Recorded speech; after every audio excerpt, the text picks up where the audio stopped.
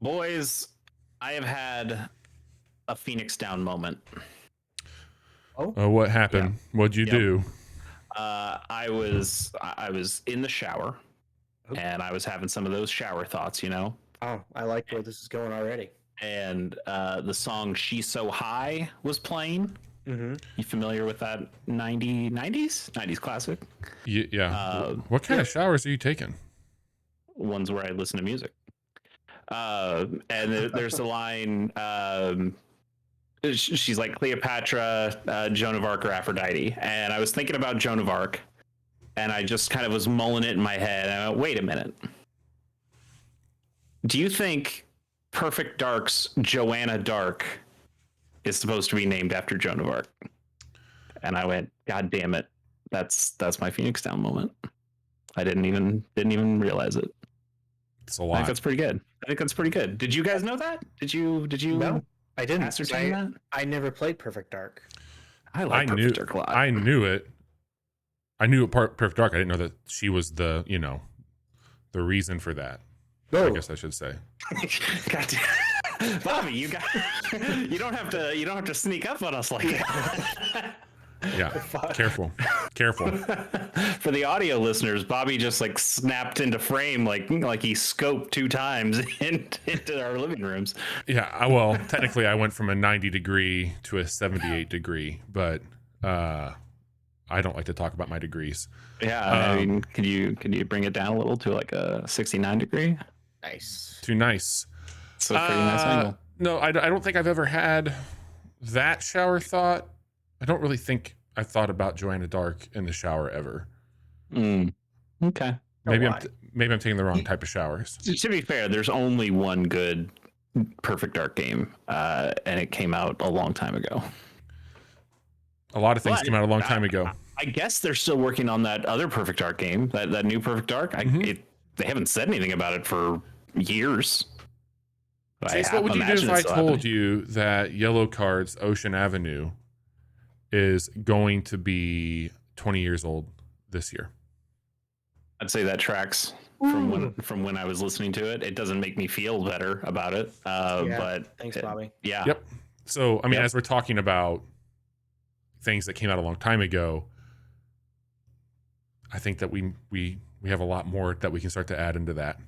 I was talking to my boss today, and mentioned like we're trying to do a ad campaign for school age kids for like washing your hands and stuff like that, and staying away from respiratory illnesses. And we were talking about ways to references that the kids might understand and get and appreciate. And oh boy. I just kind of had that moment where I was like, hey, I might be one of the younger people in our agency, but I have more in common with these kids' parents than I do the kids themselves. And yeah, because they all don't understand how to properly manage passwords. Yeah, exactly. Yeah. Fair. Hey, we are the Casual Hour. I am Bobby. Chase is here. Chase, hello. Hi. Johnny, how are you? Doing quite well, thank you. Good. The Cubely Damned is here too. If you want to say hello to the Cubely Damned. No, nobody wants to say shit to that thing. Johnny just said hi. So. Hello. For anybody who's listening to this, sorry that you have to endure that. Chase is showing off one of his toys. I don't know which one that is. It's a model kit. It's a model, not a toy. Okay. That doesn't make you sound any better. These are collector's items. Yes, I'm sure. We are here to do a few things tonight. This is a deep dive. I have not led one of these for some time, so I'm excited to be back in the saddle for a deep dive.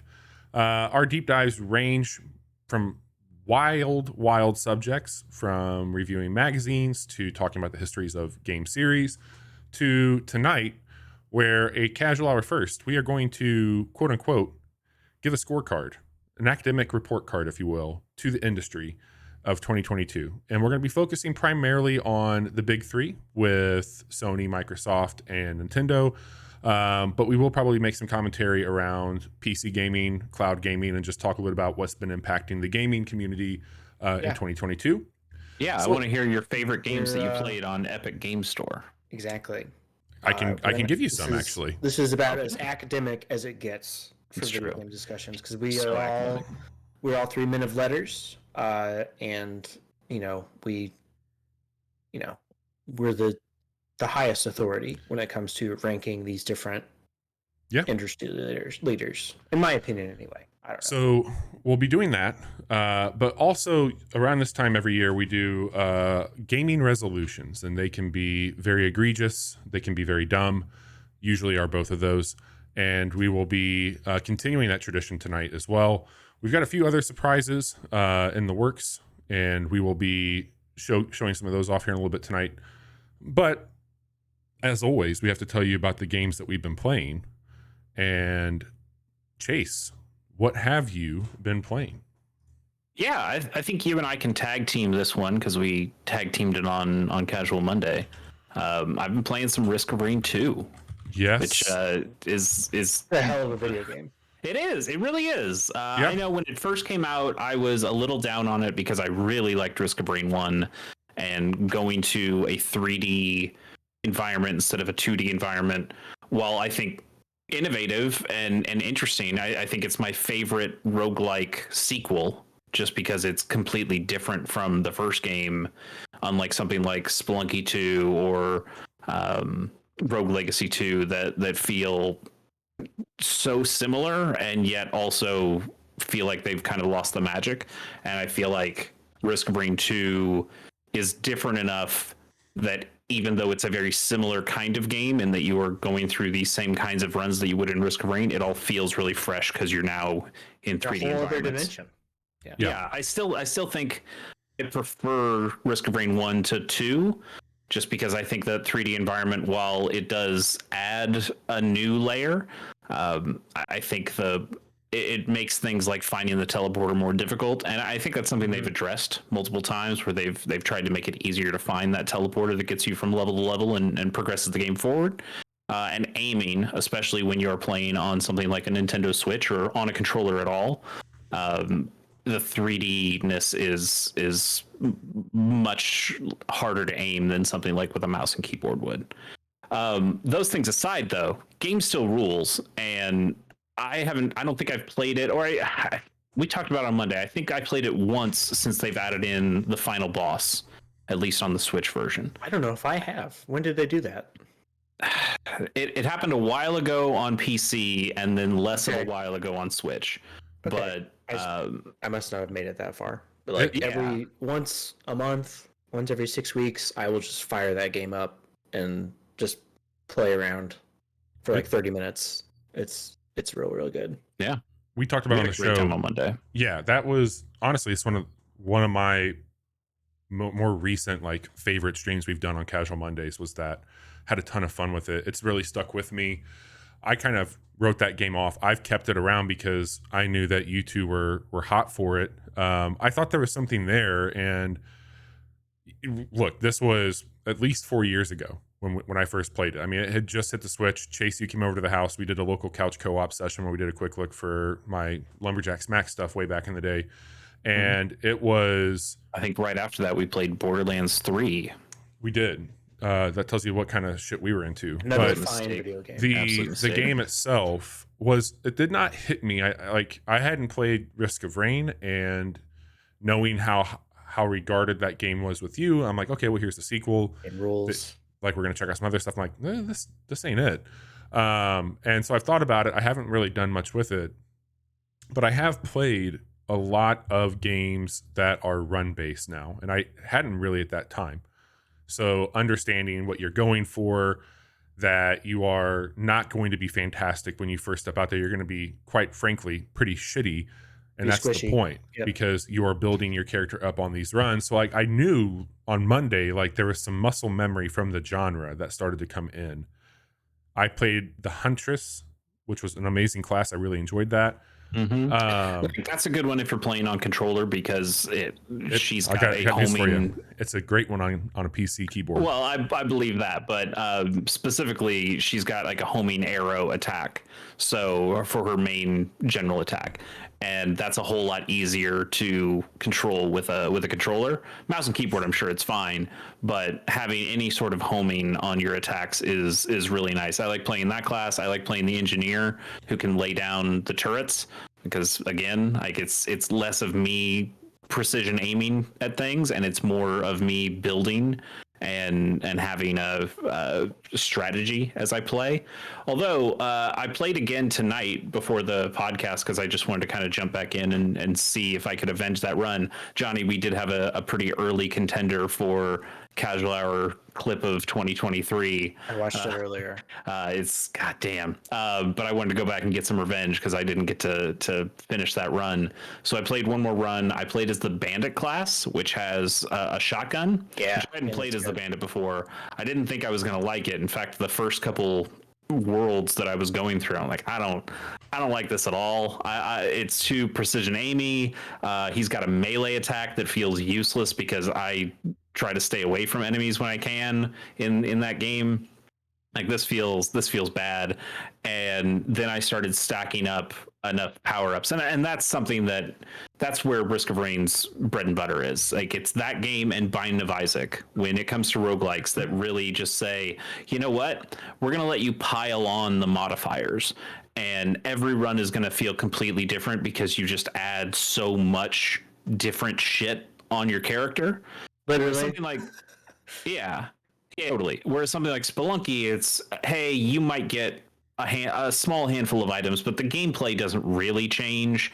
And like, unless you get something crazy like a shotgun or a teleporter or a jetpack, you kind of play the game the way you play the game every time. Same thing goes for Rogue Legacy. Same thing kind of goes for Dead Cells.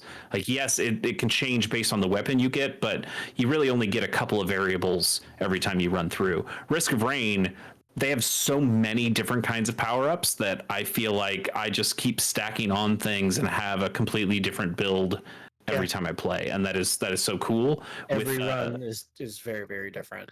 The one that mattered for this bandit run, I got an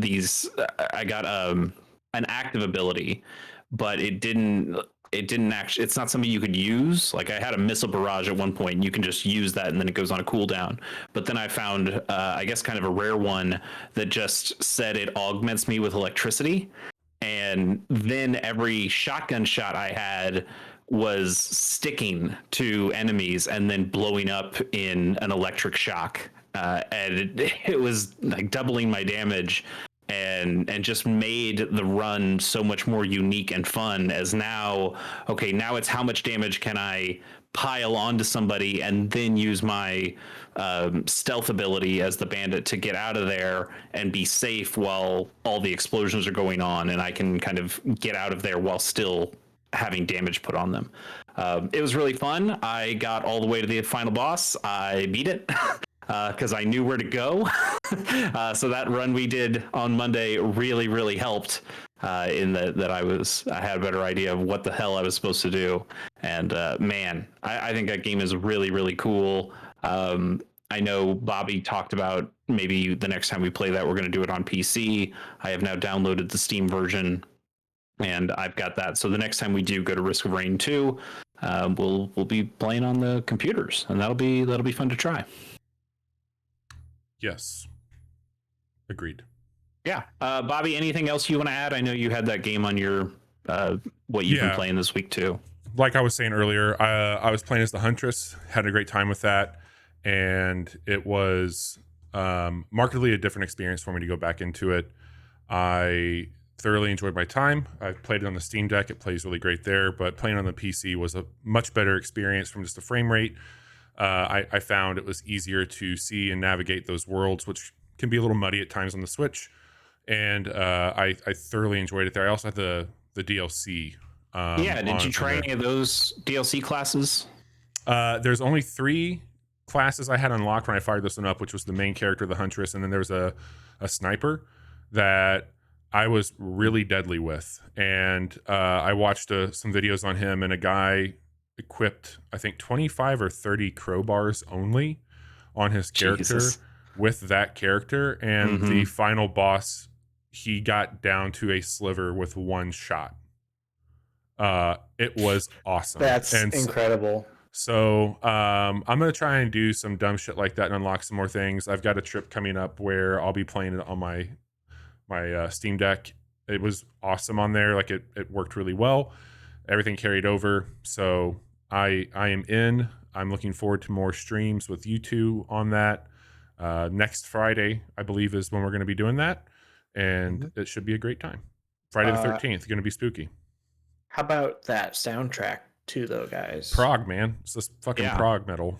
I mean, we couldn't hear it all that well on Monday because we were chatting over it too much. But yeah, it's just got a really good mood to the music that I'm a big fan of. Nice.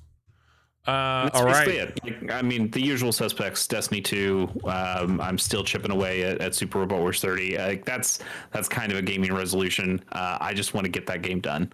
And that's my resolution for you as well. I've been picking at it a lot great. over 2022, and I think I'm to the point of like I just need to sit down and actually get this shit done. And so I've been trying to play a lot of that in this period between before like the next big January release, which still doesn't seem to happen for like another couple weeks. So until then, just kind of sucking it down. Keeps making excuses.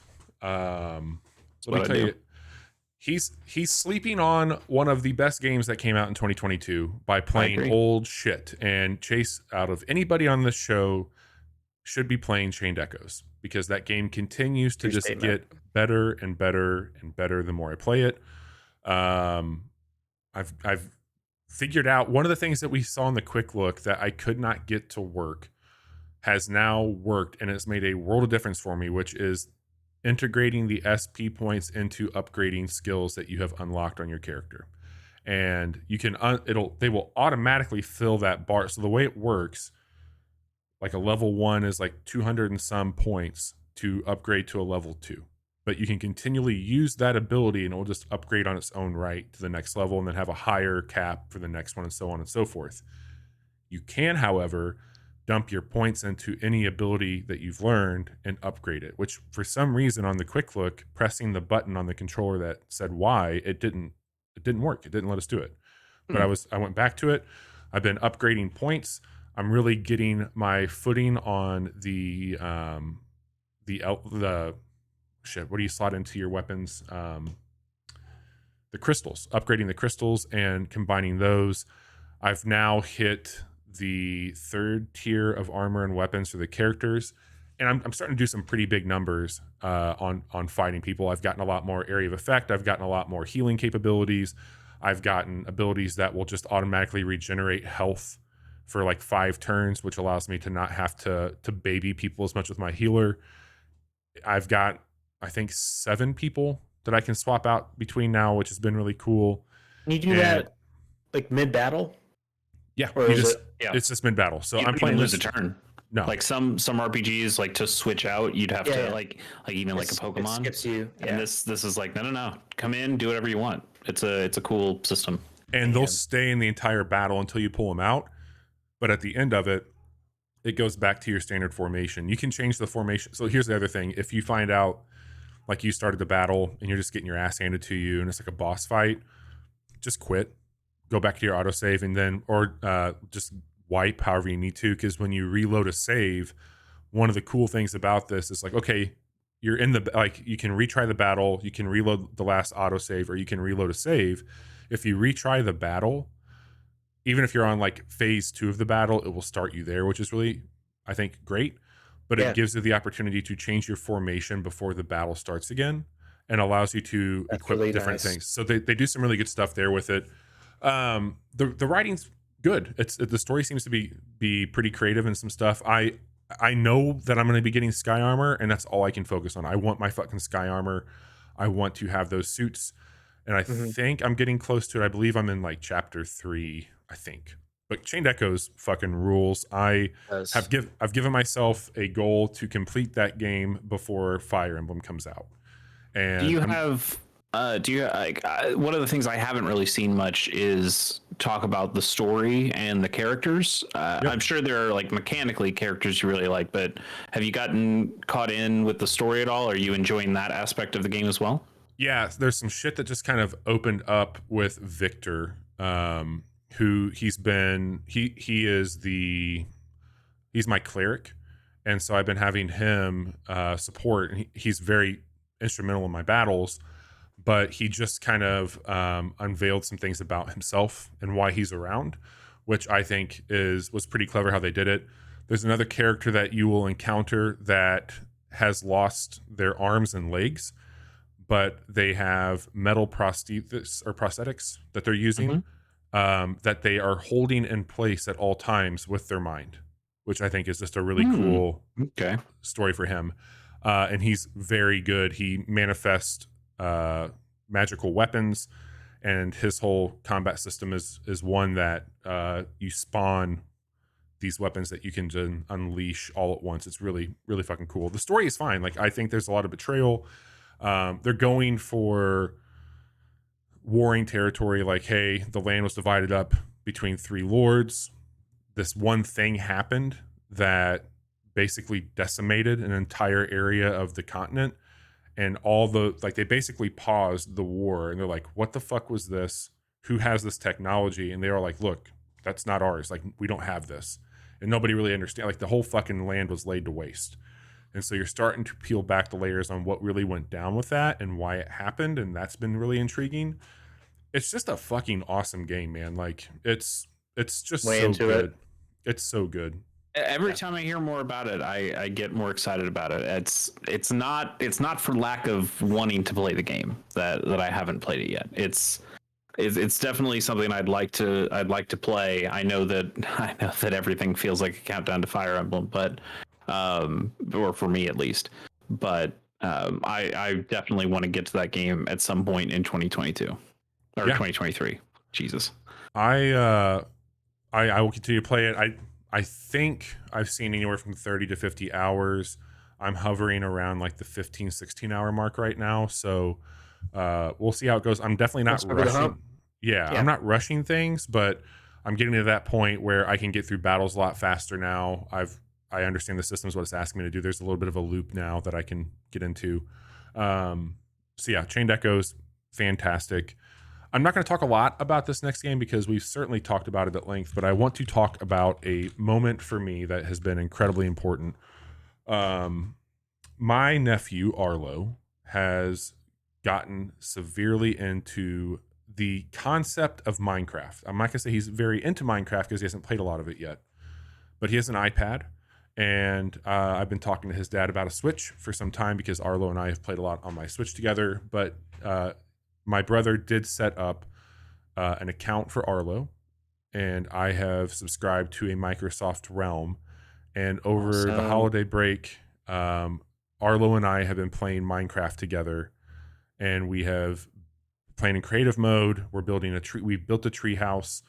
I showed him how to open up a portal to the Nether, and like, you would have thought that I just invented an entire new universe for him. Like, he was so like mesmerized by this, and it brought me back to the closest thing I could get to was when I discovered the warp whistle in Mario Brothers, and like how that made me feel about like what just like what like you mean I can jump ahead? Video games can be anything.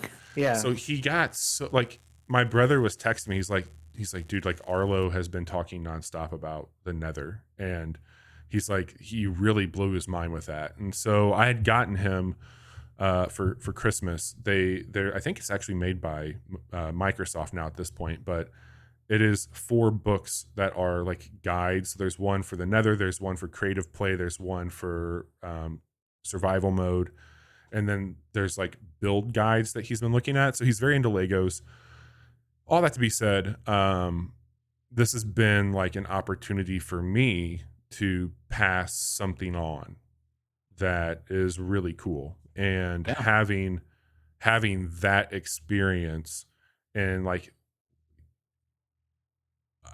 we know, like when we go into a game, like we know what it's like. We kind of know, like I talked about Chained Echoes.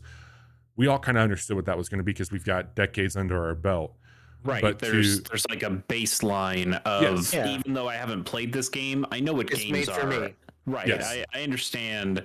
I have this same thing with my mom in technology where she's like, oh, I don't even know how to work email. And I'm like, well, I mean, you could just try, right? Like you could just explore. You're not going to break anything. I mean, you're not going to break anything too bad. And Right. she's just like, I don't know how to do any of that, and I don't want to touch it. And like just that little institutional knowledge you have, and to introduce somebody to that who doesn't have that institutional knowledge, but you know, unlike my mom, is a new dog that is welcome to learning new tricks. They seem to kind of take to it. Now, I imagine though, and Johnny's probably had this happen, like in Fortnite and maybe even in Minecraft too. But I imagine that the next big moment for you is going to be coming back and playing with him again, and now he's going to blow your mind because he's going to have learned a bunch of stuff that not even you know, and he's gonna go, hey Bobby, did you know this can happen? And you'll be like, I had no idea. And that's amazing that you've surpassed me that quickly. The one cool thing I'll call out as I wrap up here is been like immediately in my mind, I'd already thought about like, okay, we're going to go here. I'm going to find this type of terrain. I'm going to start to build the way I know how to build. I'm going to start to do these things because I played a lot of Minecraft and I love Minecraft. And as soon as I got in there with him, he's like, okay, I want to go see this. I want to do that. I'm like, oh, okay, let's go do that. And he's like, hey, watch this. And he just like starts dumping lava on trees. I'm like, well, I was going to fucking build there. But then I'm just like, you know what? I'm here to observe what you're doing and to watch somebody. He's learning, he's having a good time, Yes. and he's starting to put two and two together of, oh, the lava does this. And like the gears start to turn. That's such a cool time. I made Jude so upset when I dumped lava over a village in Minecraft. he still brings it up to this day. That's awesome. You know, friend of the show, Patrick Klepek, seemingly going through a very similar ordeal with his daughter, also playing Minecraft, and that's that's really cool. Yeah, I'm very much Minecraft is a very important video game for a lot of reasons, and I like people can say what they want to say, but it still proves that that is a game that my nephew might look back on when he's my age and be like, man, I remember playing Minecraft. Like that was the way that I talk about Mario and shit. Yeah, so it'd be like a warm, fuzzy feeling. Like playing Minecraft will always remind him of his dumb Uncle Bob. Yep. So playing video games with my nephew. Legos. Have you thought about introducing him to Gunpla? We've been playing a lot of Lego Star Wars, the correct use of mechs and building. So yeah, I love my nephew, Chase. I would not do anything like that. Yeah, you don't want to get him. You don't want to get him hooked on Gunpla. That's a long, scary road. That is true. So yeah, I played Risk of Rain 2 with Chase on Monday. I've been playing a shit ton of Chained Echoes, and I am going to be playing Minecraft with my nephew a couple times a week, and it's been phenomenal. So that's the wholesome thing I needed to hear today. Yeah, man. Thank you. Yep, it's been great. Johnny, speaking of wholesome things. Yeah. Hi. What? Things with some holes in it. I've still been playing a lot of Into the Breach on my iPad. Hell yeah. That game rules. I played Chained Echoes. I'm about 2 hours into it. And it's an expert. Fucking rad. I'm probably, depending on how late it is when we finish this podcast, I will probably play some of that tonight. Gonna be late. But the new thing that I've been playing, it's not really new. It came out several years ago. Still new to me, damn it. It's new to me. A little game called The Forest. Now, I know The Forest. You don't want to know The Forest. It is. Oh no. It is a survival game with horror elements in it. You are. All right, let me lean this chair back. Your character is in a plane crash, and they land on this peninsula, and you see someone carry. You see this Land is a man. generous word. What? They don't really land. They crash. They crash. Any landing you can walk away from, it's a good landing. Yeah. But you're like kind of like going in and out of consciousness, and you see this big scary looking dude carry your son off the plane. But it's also a survival game, so you're managing thirst and hunger. Well, hang on. Stamina. I really don't want to interrupt you, but I think that you're underselling something here about what the man that carries off your son. You crash a plane. You're very disoriented. He's like mostly nude, covered in blood. Yeah, the little things. Yeah, just typical. What made you want to play this? We'll get to that when we talk about our resolutions. Okay. But I mean, because it is an extraordinarily highly rated game on Steam. Like it has I've been orbiting that one for a very long time. It's sitting at like almost 400,000 reviews, 96% like overwhelmingly positive, and like whenever a game is that beloved, I'm drawn toward it because I'm like, I want to know like what makes this click. Like, why do people love this so much? And it is absolutely a survival game with cannibals. That's basically what it is. You sold me. You're chopping down trees. You're collecting rocks. You're building structures. You're collecting food and supplies and killing animals and all the survival game things that you would come to expect. But occasionally, you'll be building a stone wall like around your little lean-to that you built. And you'll hear like a woman shrieking in the forest, and you're like, "Well, what is that?" And you walk, and it's a mostly nude woman covered in blood, and you bash her head in, and you take her, you put her on your fire, you take the bones, use the bones to build stuff. You know what's sicker than this, Chase? The only thing you could do. What's sicker than this is that. Oh God, the light is flickering in my office.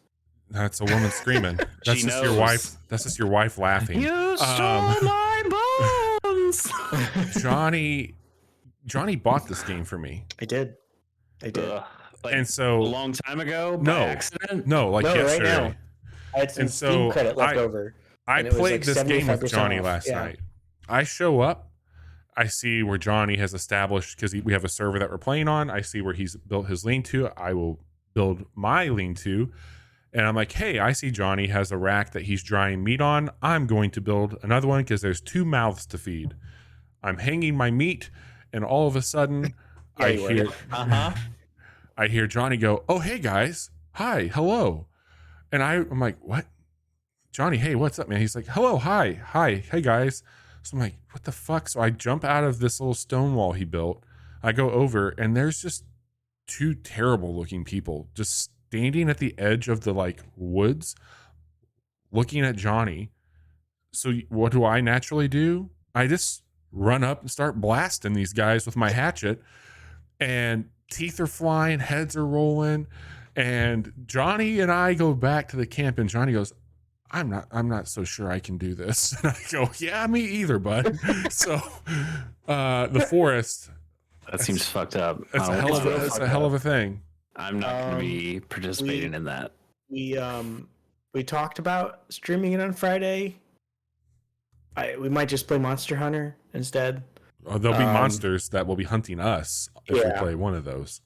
Do you want to be hunted, or do you want to do the hunting? I'm fine either way, but I don't know, because I have a hard time sticking with survival games in general. So I don't know. I just wanted to check it out, and I think it's really cool. And it's a very good one of those. Yeah, they're making a sequel that comes out next month. We saw a trailer for 2-3 years ago at the Game Awards, and I remember being like, "Oh God, oh no!" And it looks to be like even more fucked up than this one. So for sure, cool. All right, so just a quick recap for everybody out there. We have talked about Risk of Rain 2. We've talked about Chained Echoes. We talked about Minecraft. We talked about The Forest. We are now going to be getting into our resolutions, which Again, these are there's no right or wrong here. There's definitely judgment.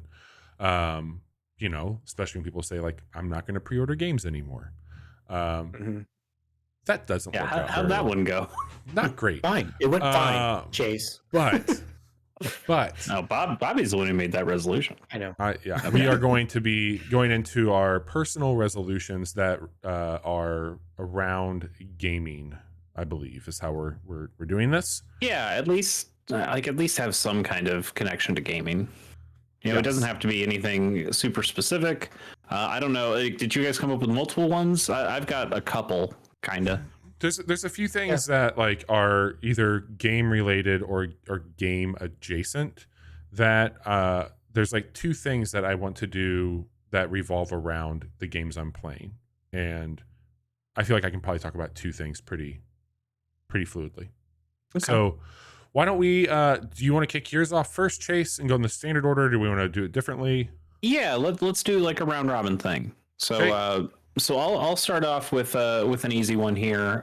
It's a little more game adjacent than game, but last year I started reading Romance of the Three Kingdoms. I've liked Dynasty Warriors for some reason for a long time, and I decided, you know what, I just kind of want to read that book. And like Super Robot Wars, I kind of just picked at it very slowly throughout the year and didn't get super far into it. And it's really only been the last handful of days that I've actually gotten into, you know what, I'm just going to start reading a chapter a night. And I've been doing a pretty good job with that. I'm on chapter like 19 or 20. There's a lot of chapters. I'm not even close. But I think that's something I want to finish this year. I want to finish both books. There's two books in it, but that's kind of just continues on. So I'd like to finish Romance of the Three Kingdoms, and then that is going to help me lead into, I would like to play Total War Three Kingdoms at some point, which is a game I've downloaded for and had for a long time, and I'd like to play that. I could just play it now and I'd be fine, but part of me wants to experience a Total War game once I have more of the historical knowledge, or the fictionally historical knowledge, because that book is not all fact. That's for damn sure. But I'm enjoying it a lot. I think that book's great, and I just want to keep on reading it and give myself a goal to actually finish it this time. That's awesome. Mine is more adjacent as well. So last year I successfully used a journal for the first time and keeping track of the games I was playing. I use a template on a program called Notion. We use Notion to organize our show as well. And it really helped me. Games that I'm playing, games in my backlog, games that are getting ready to come out. It was just a fun way for me to gamify my gaming efforts. One thing I said I was going to do that I had a hard time sticking to is journaling while playing a video game. And considering I talk about games multiple times a week on a very public setting, I would like to be a little bit more concise and informed and direct with what I'm saying. And I feel like I've been making efforts for months now on how I talk about games on this show and where I credit games on this show. But I'd like to be, especially for Game of the Year discussion, I feel like I'm always trying to play old tapes whenever I'm looking back on my list of things that impacted me.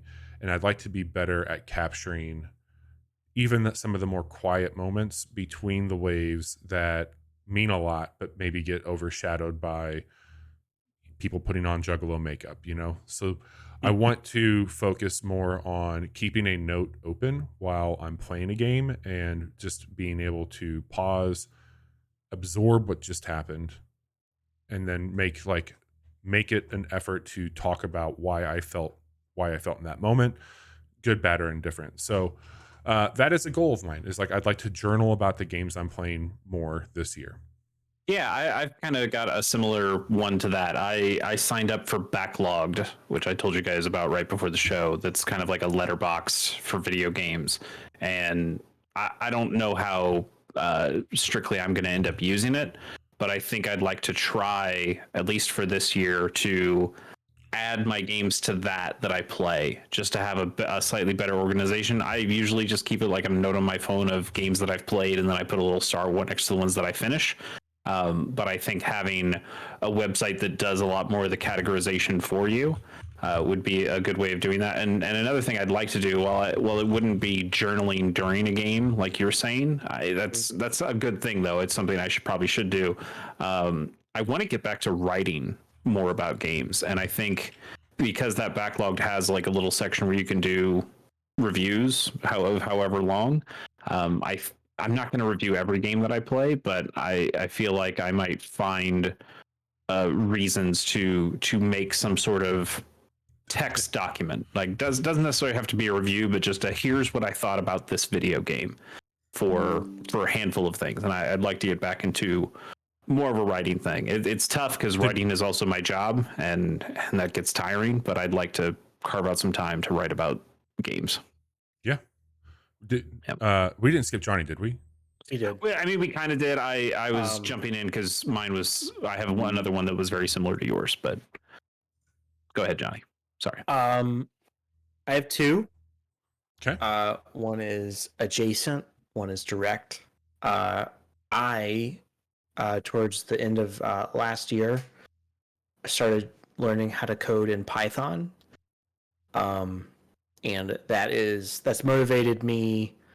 Like, I'm motivated to do that because of my job and wanting to move within other places within where I work currently. But also, the Python book I have, you like make a game in it, and I foolishly went to a school to learn game design when I was a much younger man, and it didn't pan out. Hey, they were some cool commercials, man. They were. It's so cool. It got shut down by the federal government. Anyway, that's neither here nor there. I wanna learn enough Python to get to the end of that book and be able to make the game that they have in there. That is a goal of mine. And then That's a good one. I love horror. I love horror movies. I love horror books. I love listening to like the most depraved. Yeah, I like listening and learning about the most depraved shit that humans are capable of doing to one another. But I've always had this blind spot for horror games, and I think it stems back to when I was a kid, and I experienced those when I was far too young to really like get that material. And the same thing happened with Scream. I saw that when I was like 8, and definitely way too young to see it, and it turned me off horror movies for a long time.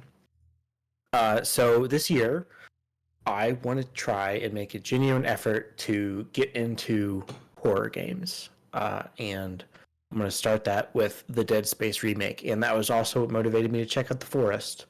And you get to a point in those games, like you do in like a movie or whatever, where like I do this anyway. Like I make myself laugh about the situation, and that really helped me like accept the absurdity of like being stranded on an island full of blood-covered cannibals. Yeah. And like it was a goofy good time at the end of it, but it was also kind of scary. Chase, you've done 2, Johnny's done 2, I've done 1, right? Yeah, why don't you go, and then I'll do another one after you. Okay. The other ones, I've got 2 left, but the next one is I would like to leave more reviews. And before you all scoff and think about like the arduous task or the looking down your nose at other shit, I'm not here to like, I want to be better about recommending things that I've put a lot of time into. Like I open up Steam and it's like, hey, leave us. I thought you were talking about Yelp reviews for a second. Well, I mean, like that's something that Sarah and I have talked about with restaurants for a very long time. Yeah. Like we've just been Dear Taco Bell on Manchester.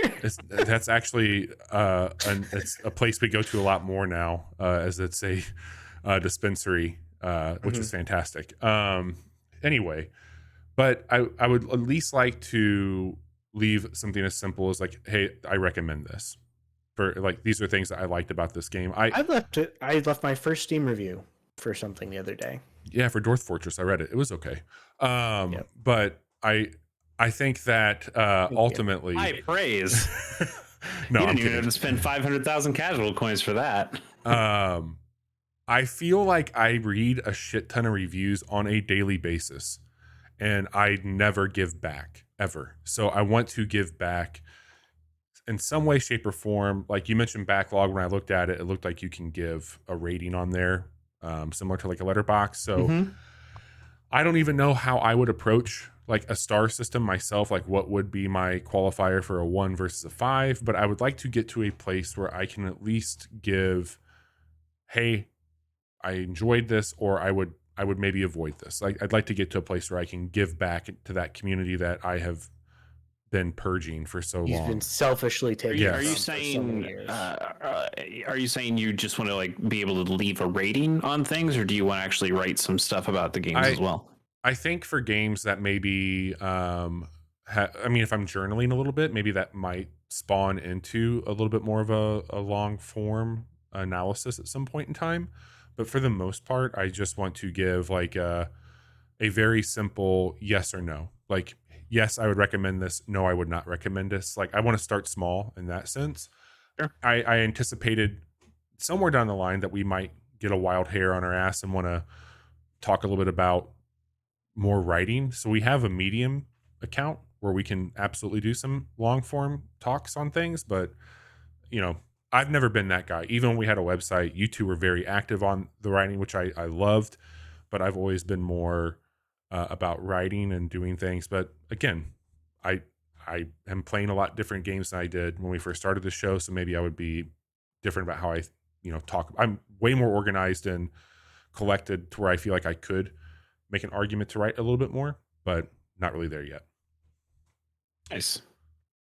All right. This is my big one. Do you guys remember? I can't even remember what year it was. My year of my RPG, where I was like, I'm just gonna play a bunch of RPGs. I really enjoyed that year, and taking on some games that had been on my backlog for a while, and got to play cool things like Chrono Trigger and Suikoden 2, and had a really good time with that. So I wanted to do something kind of similar. I didn't want to lock myself into a genre. So what I did is I made a thing. Bobby, I'm going to paste this above our What You've Been Playing segment. Just a little link there that you can click on. Okay. If you could show that to the fine folks at home. Okay. So I have Is it there? built. I don't see it. It's above. It's above that. It's like a little link with my icon next to it. Backlink? Or which one are you talking about? I guess so. I could put it right under Risk of Rain 2 if that's easier. Just do that. There you go. Thank you. So I've gamified this because I need to gamify everything. I like a little randomness to things. So hang on. We're not. Yeah. I'm not showing this yet. Give me a second to get us on that. Okay. And I will do that for you. Take your time. Almost there. Okay. This is something I've kept a secret from you guys, but it's something I've wanted to do, and I've been building it for a couple months now. This is called 2023 Backlog Roulette. What the fuck is this? There are 89 entries. Oh my god! On this wheel. That's of too games. Many. It is too many. That is far too many. You are Chase. sick. And I wouldn't even say this is my full backlog. These are just the games that I felt more serious about potentially playing. I decided to let God choose the things that I play. So if this is God, this is why I'm not religious. Couple rules to this. One.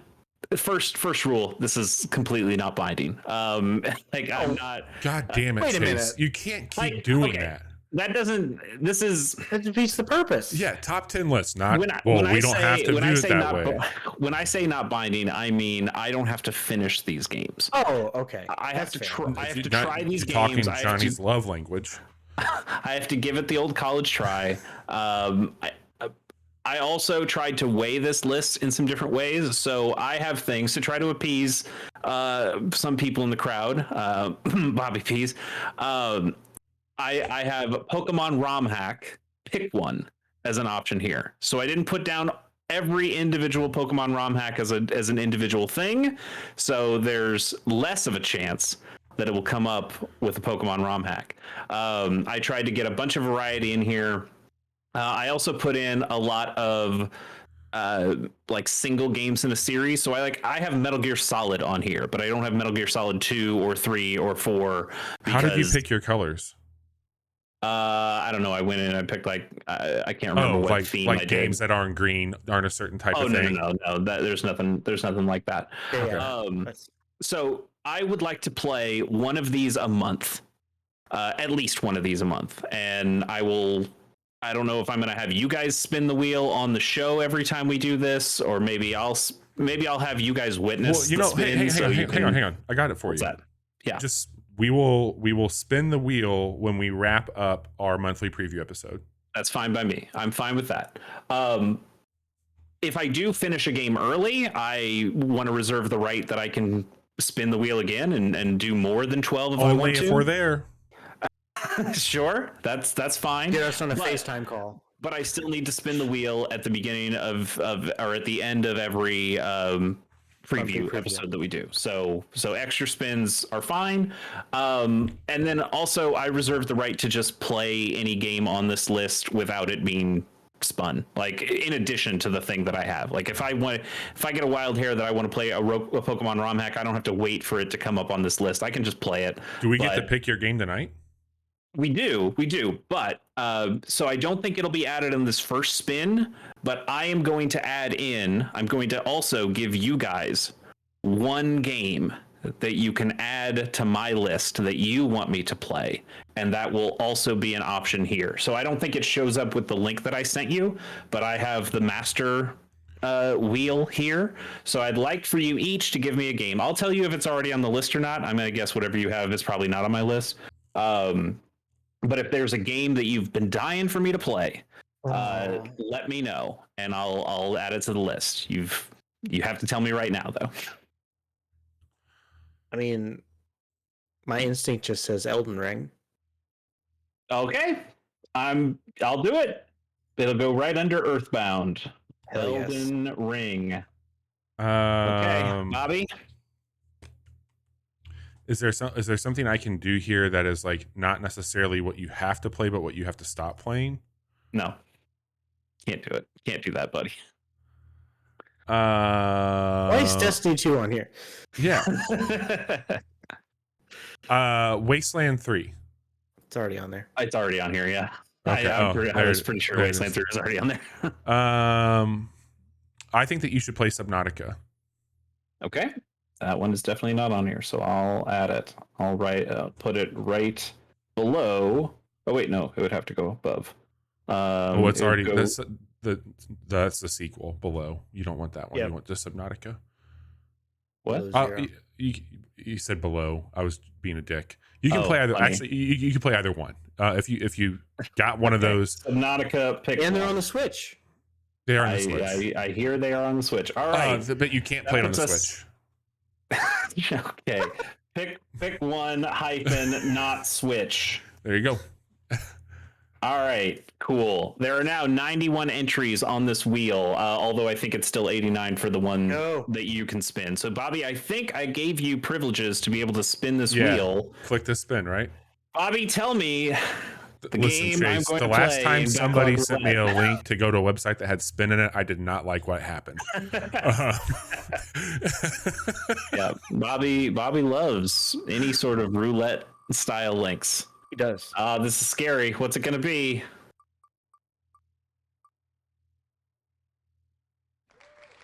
The Legend of the River King. Okay, all right. That's a Game Boy game. It's about fishing. Okay.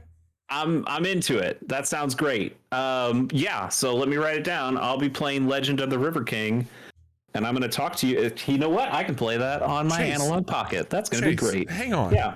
Why haven't you just done this for all the animes that you have have to talk about? I do. I absolutely do. Bobby, you have no idea how often I go to Google's random number generator and just say, "Here's." I bet you I could make this thing pop up for like a reward of some type. Yeah, I guess we could do that. Well, the Fun. problem is, yeah, I suppose we could do that. Hmm. Yeah. We'll look into it. All right, I'm going to close this out. Legend of the River King. Sweet. All right. So yeah, we'll come back to that over the course of this year. That was dumb. But it is dumb. It is dumb, but I'm really excited about it. Didn't I send you like a meme about gamifying your backlog? Yes, you absolutely did, and you did it while I think it was while I was making this or adding to it. And I was like, God damn it, Bobby. Yeah, like this that's is a good one. That'll be fun. So I'm excited. There's tons of like weird stuff on here. Like I want to get in. It's games of all kinds. So like BattleTech is on here, which is a big budget PC game, tactical strategy stuff with and a tabletop game now that's supposed to be pretty kick-ass. That's what I hear. Like it's supposed to be a big thing. I never played Broken Age. I should probably do that. Disco Elysium we've talked about. There's also stuff like the Digimon Adventure game on PSP that has an English has a fan translation for because it never came out here. Earthbound's on here. Final Fantasy parentheses mainline, pick one. I don't care. So like I tried to put a bunch of different stuff in here. Jazz punk. There's some stuff in here that I played but didn't play that much of, like Inscription or Hard Space Shipbreaker. Lots of really good options in here. It's fun. Just the Neon Genesis Evangelion game for Nintendo 64. That game sounds like it's a nightmare, but I kind of want to try it. So I'm just excited to try a bunch of new things here. Oh, hang on here. Tactics Ogre's on here. I'm going to cut that. Fuck that game. So that's a great resolution. That's a good one. Yeah, I'm excited for it. Let God decide the games that I play. I think what might also happen here is that it might coincide. I'm going to kind of try to buy fewer games this year. I don't know if that's one I can keep. I buy games all the time. I end up not playing most of them, but I just like buying games. And so I think I'm going to try to get a little more out of the rat race of keeping current. I know that's tough. We talk about it with the Podcaster's Dilemma. Yeah, totally. Like I mean, for every game you beat on your list, buy 2 games. Yes, I can see the Hydra will never end, of course. But I feel like it's a thing that we do with this podcast is we feel like we need to stay current. And at the end of the day, we just don't have to do that. And that's not to say I'm not going to buy any new games. I'm still really excited for Fire Emblem. I'm going to rebuy Persona 3 and probably Persona 4 this month. It's not like I'm going to stop buying games, but I don't want to continually buy things, play 2 hours of it, or even not 2 hours of it, and then feel like I kind of wasted my money. So these, for the most part, are games I already own or have in some form or fashion. Elden Ring I'd need to buy. Thanks, Johnny. But only if it lands. Yeah, only if it lands. Well, of course, yeah. Only if it does. So we'll see. All right. Yeah, I just want to kick in the pants to be able to do these things.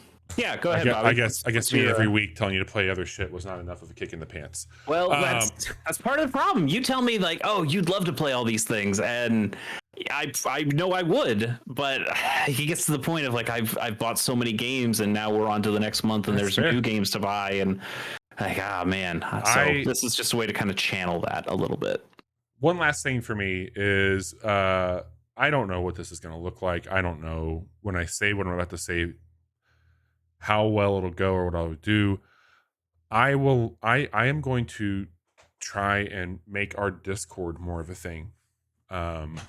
Because like Johnny, you love books. You talk about books all the fucking time. There's people that hang out in our Discord that like books too. Like there's ways to have outlets to learn more about that stuff. I send Jiggy albums directly on Discord all the time. I'd like to just start putting those into the music section of, hey, here's what I'm spinning this week. There's things with art. There's things I like to do with cooking that I can start to bring a little bit more. Oh, don't taunt us with your sweet smoked meats. By the way, not to brag on myself, but to brag on myself, I read 20 books last year. Well, that's what I'm saying, cool. man. That's really awesome. like, I think that we have a lot of things around TV. I mean, Chase, you've got a whole fucking podcast that you could link to in the TV section for what you're talking about. There's really kick-ass people. We're small but mighty in our Discord that I thoroughly enjoy what they have to say. And I'd like to make an effort, because when we're doing this and when I'm working on the show, I tend to put my head down and not watch other streams or engage with stuff that's not our own. And I'd like to, if I'm going to take time to do those things, I'd like to do it with people I actually care about. And I think this is a good year for that kind of a resolution. It's from like from a self-promotion standpoint. Twitter's kind of dying. We all see that. And yeah, we can put that out there, like, and our own Discord. That's going to be kind of an echo chamber thing, but it is a place where we can connect with our friends, our fans. Everybody knows our name. Yeah, there you go.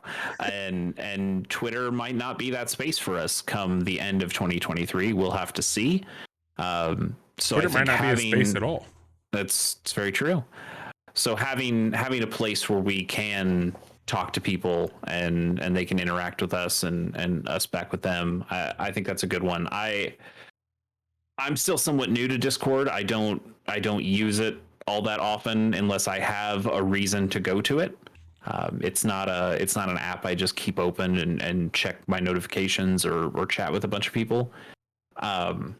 But depending on what happens with Twitter, I could see myself using it more often.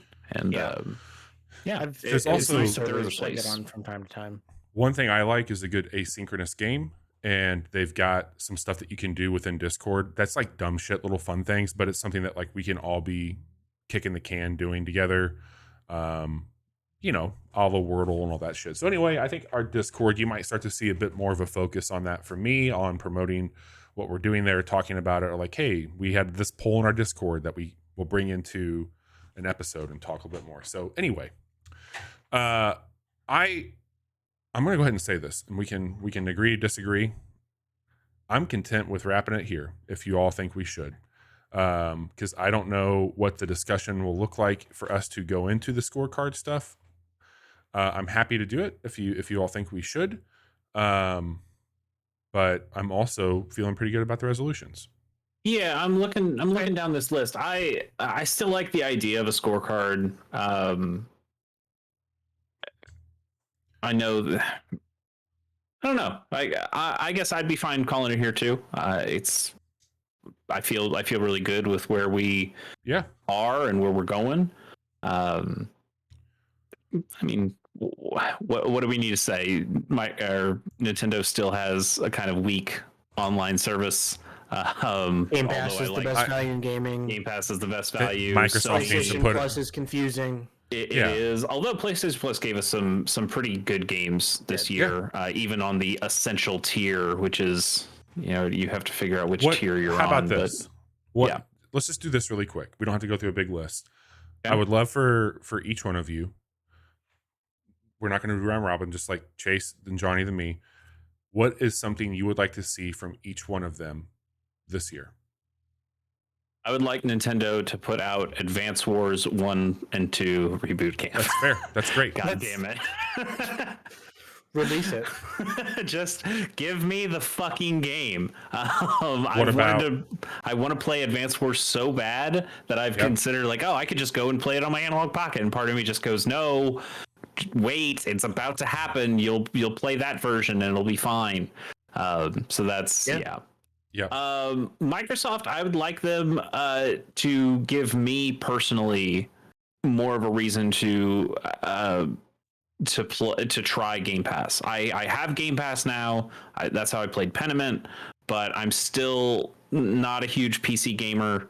I think that's something that's going to change in 2023 now that I have this machine and it's getting there. Being operated on. Yes, once a capture card gets in here and once some other things kind of come through, I think I will transition to that. But I want Microsoft. It's not like there aren't any games. We could go down this full fucking list of Game Pass games that came out, and most of them are fucking bangers.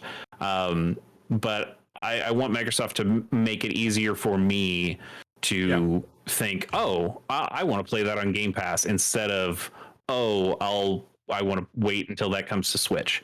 And I know Bobby wants that too. Please. And then for Sony, I guess just give Bungie the support to keep making good stuff with Destiny 2.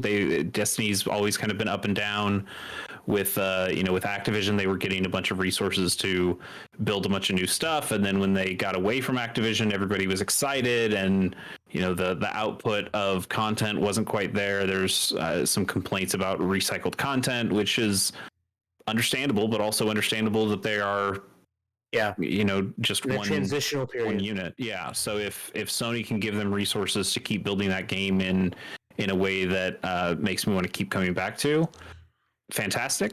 And I guess like to a 1A on that, I want Sony to feel a little less beholden to their. I appreciate that they want to do their super special single player cinematic game every year, but I feel like they need to find something that breaks that mold a little bit. I enjoyed Horizon Zero Dawn. I enjoyed God of War 2018.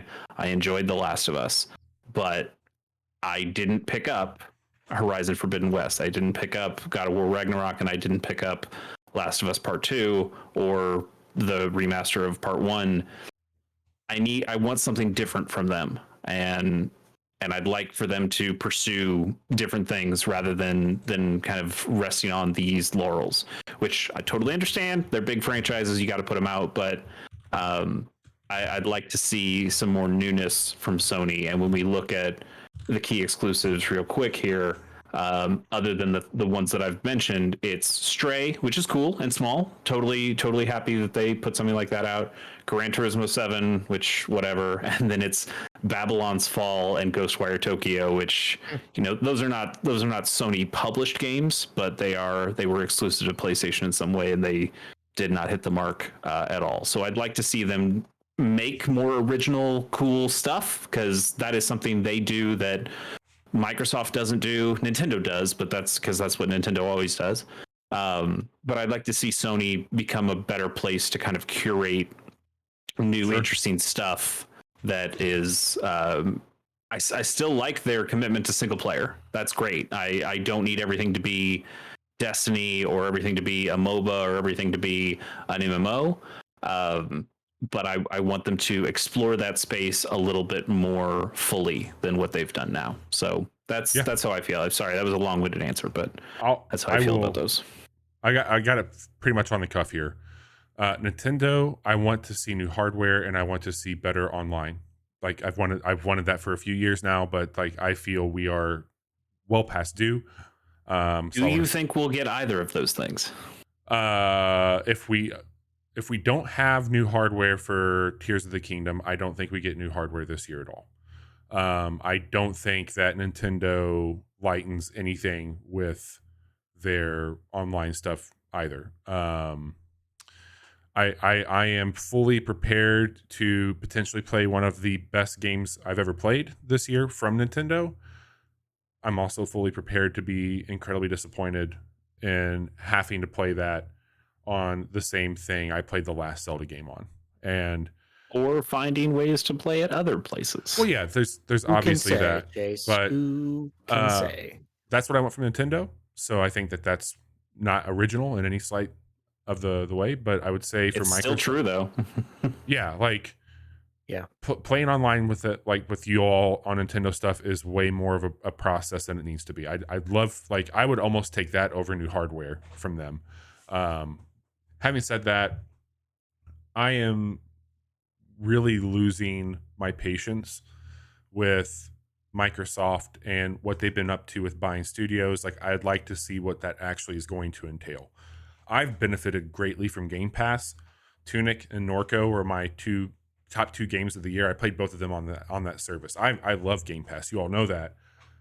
But for years now, 3 or 4 years, maybe 5 years, we've been hearing about the studios that they've been buying up, the talent that's been working on these games that were making other things, and I'm just wanting to see it. Like, I want release dates. I want the promise of a Microsoft backed game every month, like they talked about. So not too dissimilar from Chase on wanting to see those things. Like, I'd like to see that. I'd also like to see Microsoft either put out a streaming hardware that is like a Fire Stick, or open up the app to more smart televisions to allow me to stream my video games that way if I'd like to.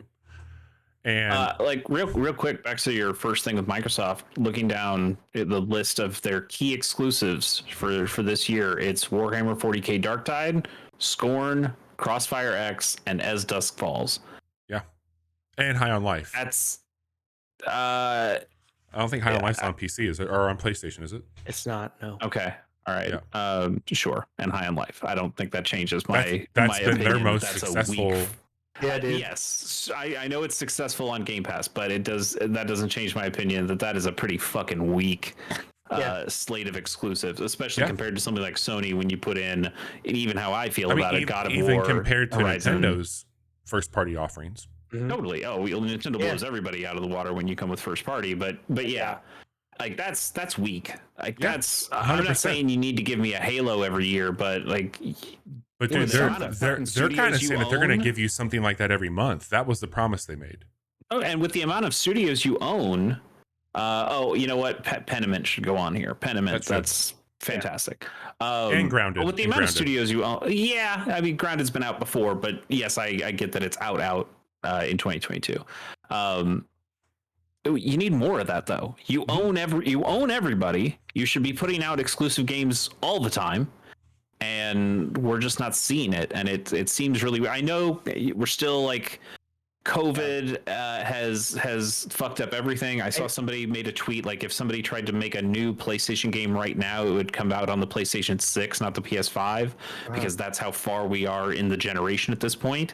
Yep. And I know COVID's fucked us all up, but like you're Microsoft, you own us all. Give us some fucking games. What the fuck? Yep. And lastly here for Sony, I would like to see Sony move to two things. One, the Vita 2. Well, that's I didn't finish with Sony, but I would like to see them move to putting their first party games day and date on their highest tier of their PlayStation Plus. Yep. I'd like for them to go back to just PlayStation Plus. Like, just make it what it is, like consolidate it, make it less confusing, but put your fucking first party Sony games on that service. Like, it's time. And with that, like I'm the Sony guy compared to you guys at this point, which is weird because I never felt like I was a Sony guy growing up, but I had zero interest in going into a higher tier of PlayStation Plus than the Essential. I did it for the kitty. Yep, I did it for Stray. You're right, and Stray is the only reason I feel like they've given to upgrade, because everything else feels weak, so weak. And that, especially compared to Game Pass. I know it's hard to compare them to Game Pass. Sony's a much smaller company in general than Microsoft is. They can't compete necessarily on that end. But you got to find a way, if you're going to make a tiered system like this, you got to find a way to entice people to want those other tiers, and they just haven't.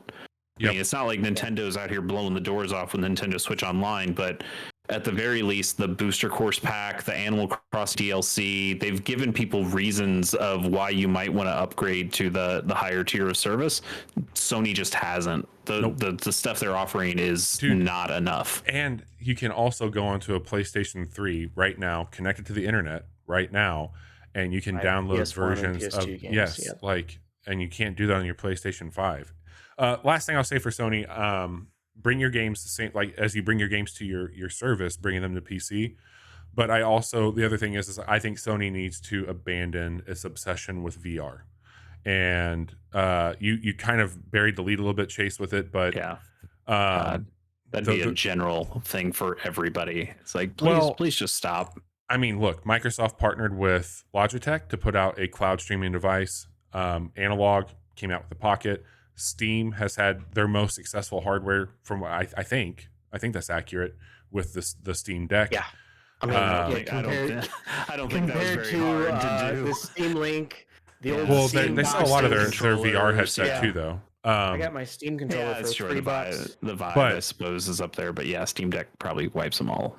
The whole thing is that Sony was ahead of the curve from a lot of these people on putting out a device with the Vita that really was revolutionary in what it was doing with cloud gaming, with portable It's ahead of gaming. its time. And it seems like I like the amount of marketing I saw done for the Backbone company, which I adore. They have the Sony branded Backbone for mobile remote play with your phone, and I'm just like, you fucking hacks! Like, just make it the PS Vita 2, not VR 2. Like, they would benefit so much more from that, I think. I mean, I'm with you, but Sony's just not that company anymore. Like It's clear. Yeah, when the Vita was out, Sony was courting smaller indies so much better. Like that was the reason you got a PlayStation, is they had the cool indies and they had the Japanese games, and then they had enough of what else mattered to get everybody else. And that's the reason I was there. And the Vita was a pretty good encapsulation of those things, and they just don't have that anymore. If you want people that had cooler, smaller indies, they went to Switch for a while, and now with something like the Steam Deck, they're like, well, we don't even really care about the Switch. We'll get to it eventually, but like, just here's this small PC that works. Or Microsoft gave me a bunch of cash and it's now a Game Pass game. That's how a lot of the really cool indies are now. Sony kind of abandoned that group. And I just don't think they have enough to support a handheld console as much as I would like one, because the Vita, in terms of hardware, is still one of my favorite systems ever. I love holding that thing.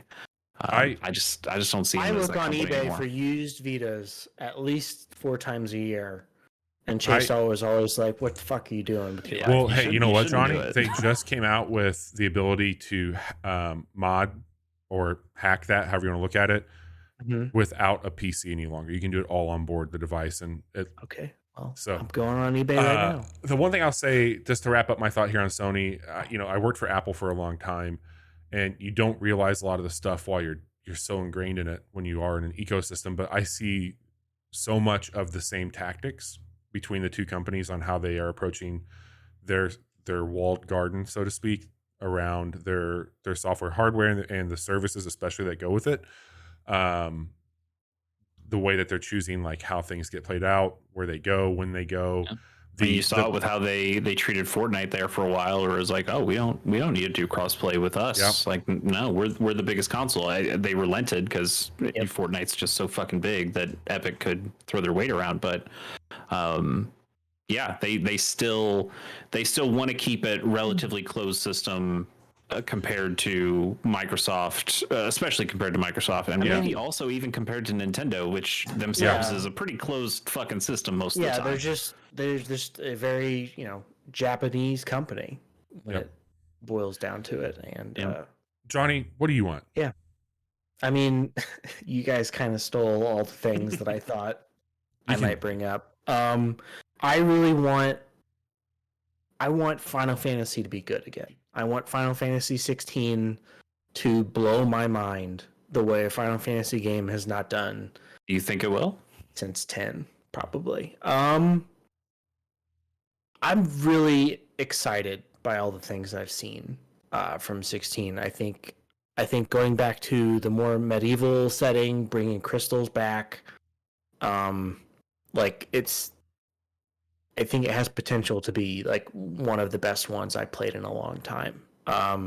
We've mentioned it before, like the lack of party stuff really bums me out and really sours me on what that game might be. But it's at the end of the day, it's fucking Final Fantasy. You put a 16 behind it, and I'm like, okay, well, let's see what it is. I'm gonna play this. Yep. From Microsoft, I kind of wish that they would put someone else in charge of Halo.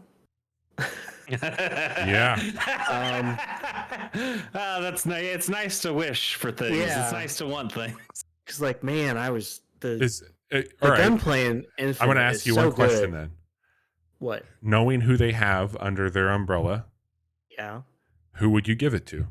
I mean, if the Activision deal goes through, give it to fucking Infinity Ward Yeah. or Treyarch or somebody. At least bring them in to like, so I don't know. Hey, Like you know they can't do that.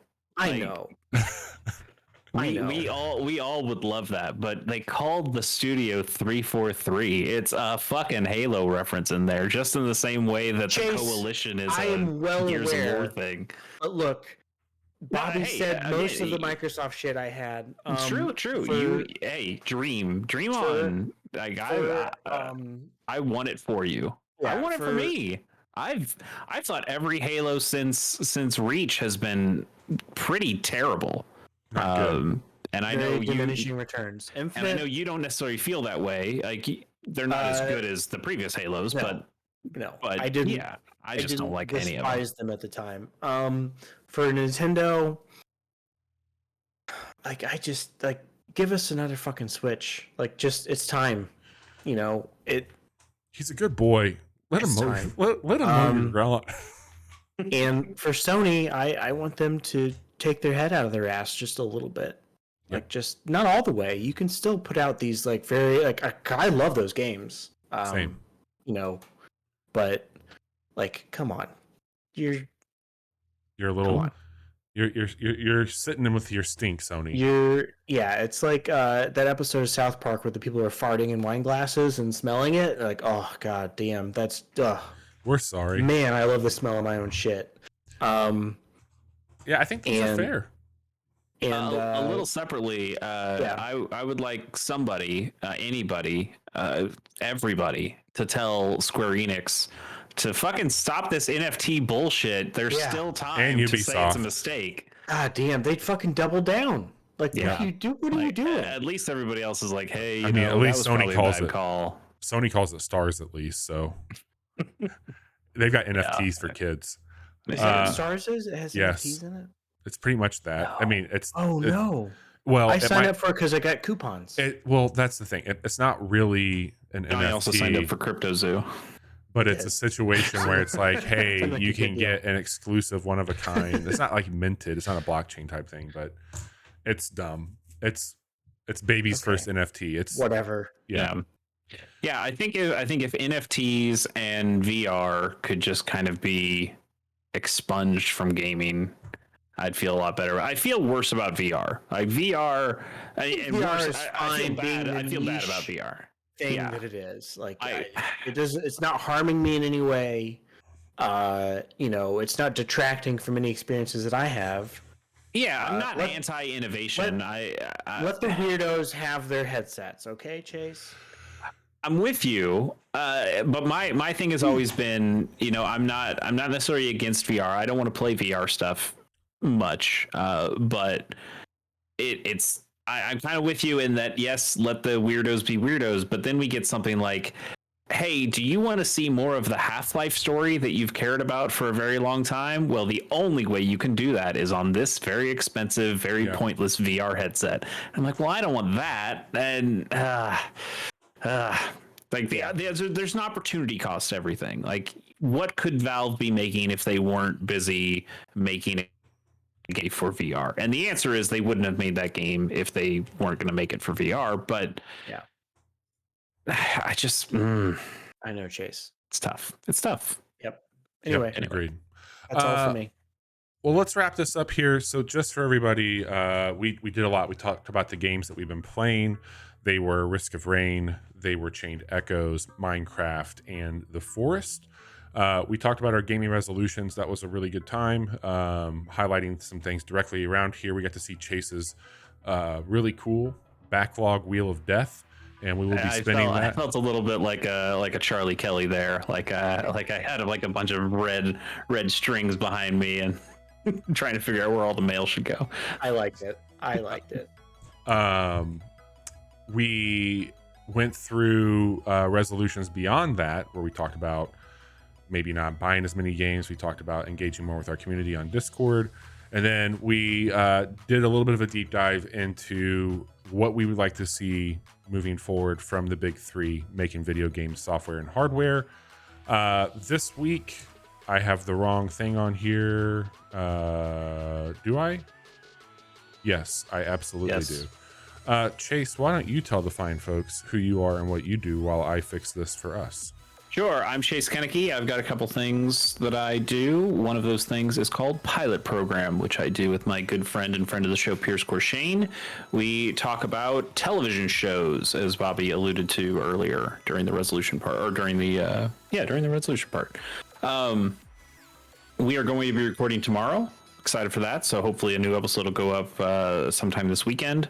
But we're going to be talking about MASH, the 1972 television show set during the Korean War. So excited for that. I watched the show. I watched the 1970 movie, and it's a show that Pierce knows a lot better than I do.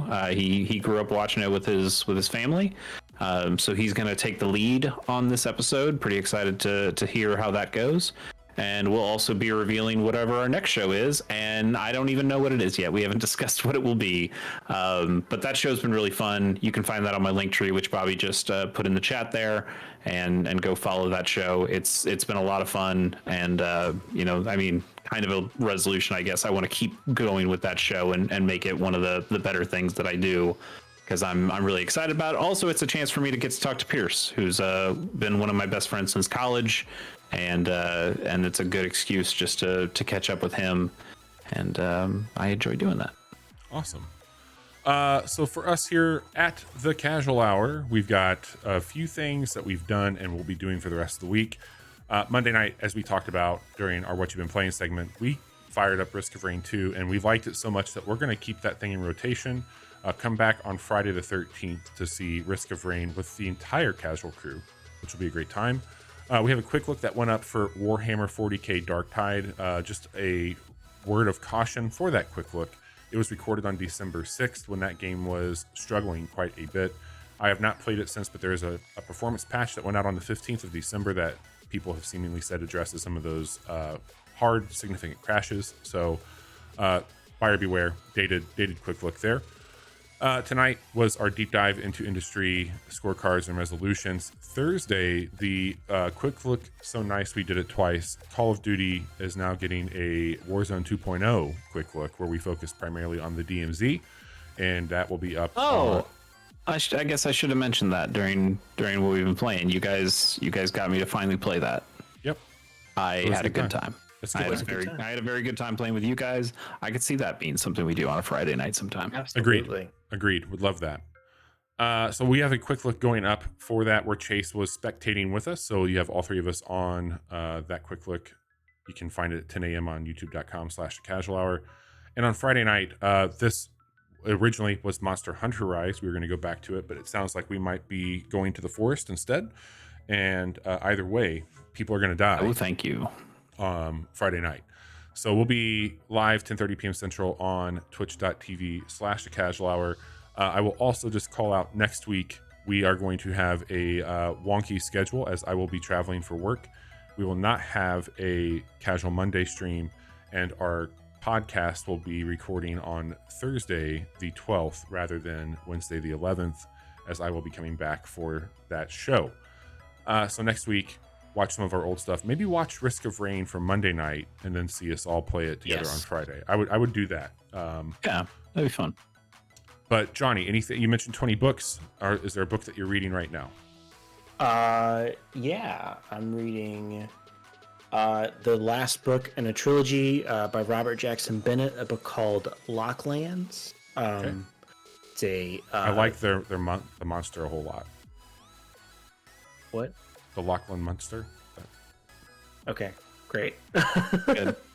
I'm wrapping that up, and then two of my friends and I are doing a year of Tolkien, where we're gonna read. We get it. You smoke weed. Great. Of J.R.R. Tolkien, starting with a book called Road to Middle Earth. Is it called Token with Tolkien? Is that the name of your segment?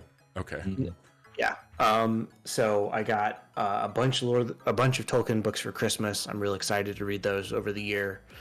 If you want a good podcast to listen to while you read with that, Bag End Book Club is a podcast where they went through and read through, I think all the books and did commentary during it. Okay, yeah, might be one to check out. Yeah. Nice. Thanks for the recommendation. Yeah, no problem. That is our show. Appreciate everybody who's hanging out, and we will be back Friday night with The Forest. Take care, everyone.